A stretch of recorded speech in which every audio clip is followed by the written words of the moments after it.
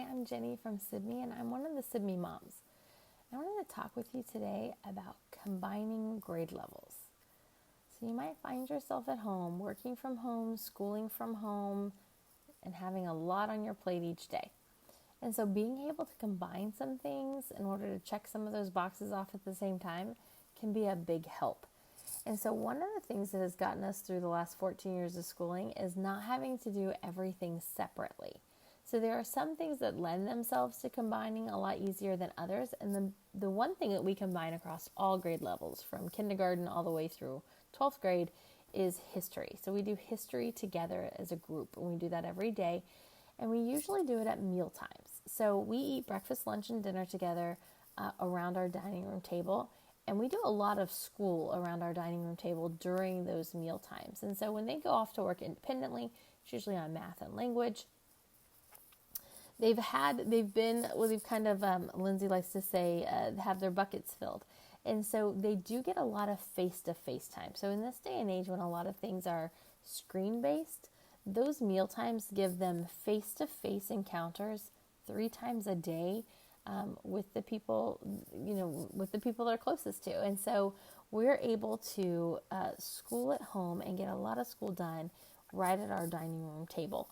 And so if you find yourself with curriculum sent home from the district, maybe some of it's online, maybe some of it's not, any subject that you can do together, you can draw them together. So let's say you have 3 elementary school students, you can gather their history together and read it all at once, or they can discuss what they're learning. Anytime you can put them all together to where they're able to, we do this in classrooms too, right? We want them to be able to turn and talk. We want them to be working in small groups. We want them to discuss the content so that they can internalize it, they can take it in, and they can think it through. And so that's what we do at our dining room table when we're schooling at home. And so whatever you can do to bring the kids together to get them to discuss the content, that's a huge help and goes a long way in their learning.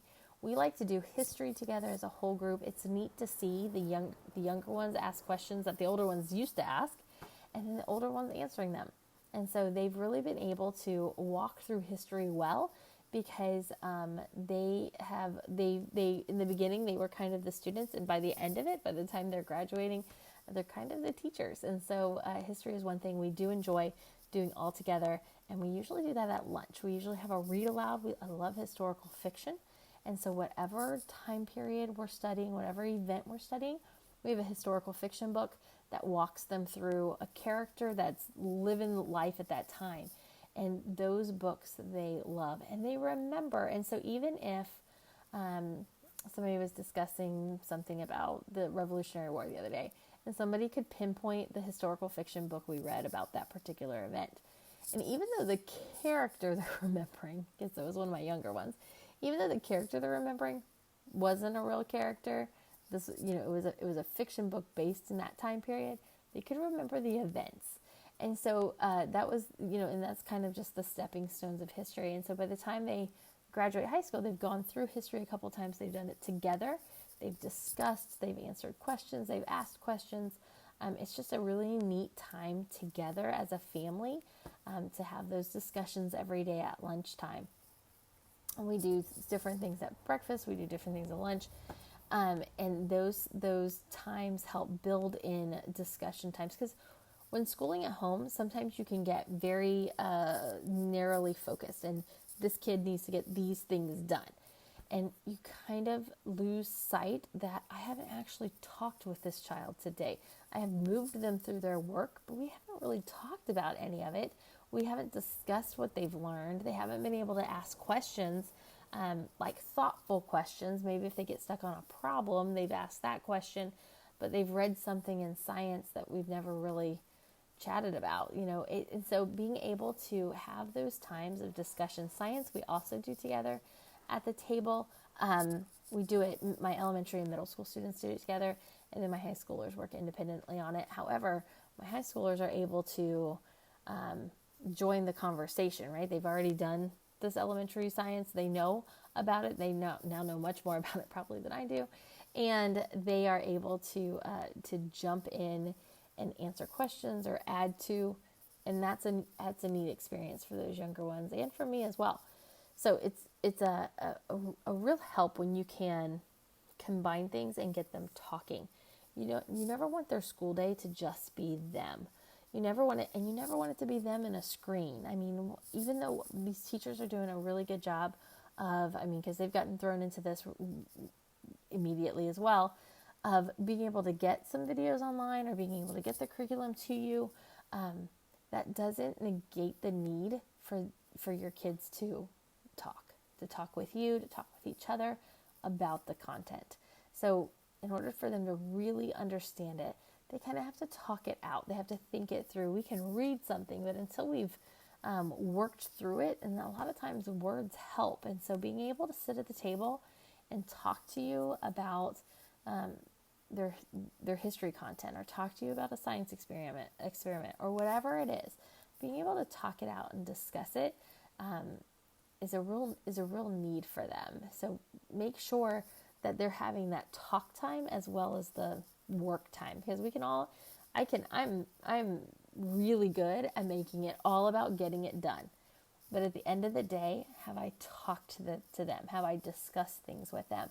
And so being able to combine that work and being able to get them to work together. So if you have, let's say you have a second grader and a fourth grader, they might not be doing the same science, but if you can pull them together to do those sciences together, they might not be doing the same history, but if you can pull them together to do those histories together, just to be able to talk and chat and ask and answer questions, that is going to be a big help in just them being able to internalize the information.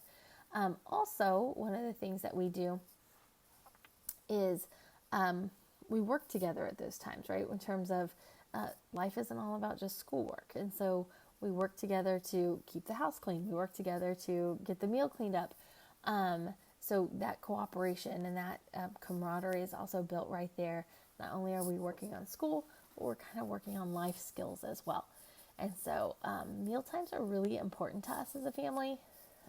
It's where we learn together. It's where we laugh together. It's where we learn.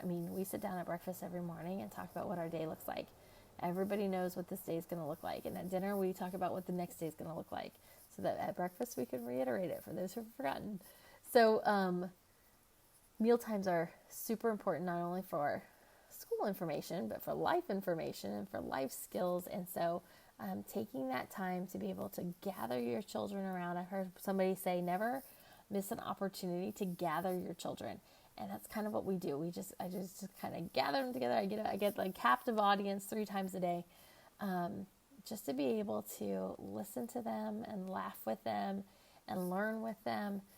It really is a lot of fun. And sometimes I have to cut them off, because sometimes they will sit here and chat with each other and discuss something for hours. And sometimes we got to get stuff done. So it's a good balance it's a hard balance, maybe I should say, between not being completely task focused, but then also being able to get something done. So, but anytime you can combine subjects to get them talking, to get them discussing together, that goes a long way in learning. So have a good day.